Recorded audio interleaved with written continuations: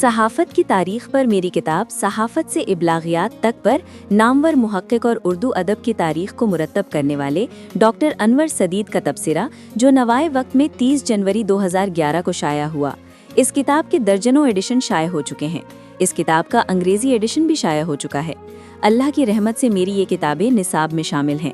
Media کی تاریخ، قوانین اور ضابطۂ اخلاق پر میری ان کے علاوہ بھی متعدد کتابیں موجود ہیں، جیسا کہ the voice of mass communication, Urdu صحافت، تاریخ و فن، میڈیا قوانین اور ضابطۂ اخلاق، شاہان مغلیہ اور صحافت زیر طبع، میرے دادا استاد محترم جناب ڈاکٹر عبدالسلام خورشید، استاد محترم جناب ڈاکٹر مسکین علی حجازی کے تحقیقی کام کو آگے بڑھانے کی جسارت کی۔ مزید برآں ڈاکٹر طاہر مسعود اور ڈاکٹر افتخار نے بھی اس حوالے سے بہت کام کیا ہے، ان سے بھی رہنمائی لی۔ جناب ڈاکٹر سلیم اختر، جناب ڈاکٹر انور سدید کے مشفقانہ مشورے شامل حال رہے۔ صحافت سے ابلاغیات تک کا پہلا ایڈیشن 2009 میں منظر عام پر آیا۔ اس میں پہلی مرتبہ 200 سال پرانے اخباروں کے عکس دیے گئے جو ہماری ذاتی لائبریری میں موجود ہیں۔ چند ایک Punjab public library, Dayal Singh Punjab university library سے ملے۔ انڈیا سے بھی کتب حوالوں کو لیے منگوانا پڑی۔ کتاب کے دیباچے کا آغاز کچھ اس طرح کیا کہ سب سے پہلی خبر خود اللہ کریم نے فرشتوں کو دی کہ میں ایک بشر تخلیق کرنے والا ہوں۔ انور سدید اس پر بہت خوش ہوئے۔ مختلف آرکائیوز کو تلاش کرنے کے حوالے سے ڈسٹ الرجی کا شکار بھی ہوا۔ کتاب میں اور کتاب کے آخر میں 70 صفحات پر مشتمل آرکائیوز دی، جہاں سے بہت سے لوگ اپنی کتابوں میں شامل کر رہے ہیں اور حوالہ دینے کی زحمت نہیں کرتے۔ کتاب میں مغل دور میں صحافت کے حوالے سے ایک باب موجود ہے جو صحافتی تاریخ کی کسی کتاب میں اس سے پہلے نہیں تھا۔ اس پر میری کتاب جلد شائع ہو جائے گی انشاءاللہ۔ ڈاکٹر انور سدید نے یہ تبصرہ 82 سال کی عمر میں لکھا۔ صحافت سے ابلاغیات تک، محمد زابر سعید۔ ڈاکٹر انور سدید کا محبت نامہ۔ صحافت سے ابلاغیات تک جناب محمد زابر سعید کی ایک ٹیکنیکی موضوع پر تالیف لطیف ہے، جس میں انہوں نے آغاز صحافت سے انٹرنیٹ کی وسعتوں تک کا جائزہ تفصیل سے لیا ہے۔ مجھے اس کتاب کے موضوع نے سب سے پہلے اپنی طرف راغب کیا کہ اس سے پہلے اس موضوع پر کوئی کتاب میری نظر سے نہیں گزری تھی۔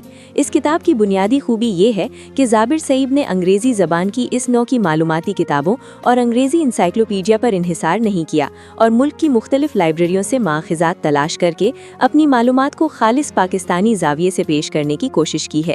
اس ضمن میں کتاب کا پہلا باب صحافت، آغاز و ارتقاء بے حد اہم ہے کہ اس میں تاریخ اسلام میں خبر رسانی کے علاوہ مغلیہ دور کی وقائع نگار تک کا جائزہ پیش کیا گیا ہے۔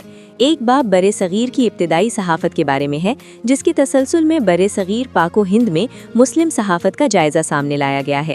اس بات میں متعدد اخبارات کے تذکرے کے ساتھ سر سید احمد خان، ابوالکلام آزاد، محمد علی جوہر، ظفر علی خان، حمید نظامی اور میر خلیل الرحمن کے علاوہ متعدد نامور صحافیوں کے منفرد صحافتی جہاد پیش کی گئی ہیں۔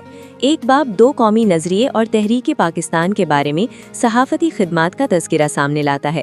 اہم بات یہ ہے کہ زابر سعید نے ادب، صحافت اور سیاست کے متنازع امور کو بھی اہمیت دی ہے اور ان میں پاکستانی نقطۂ نظر اجاگر کرنے کی سعی کی ہے۔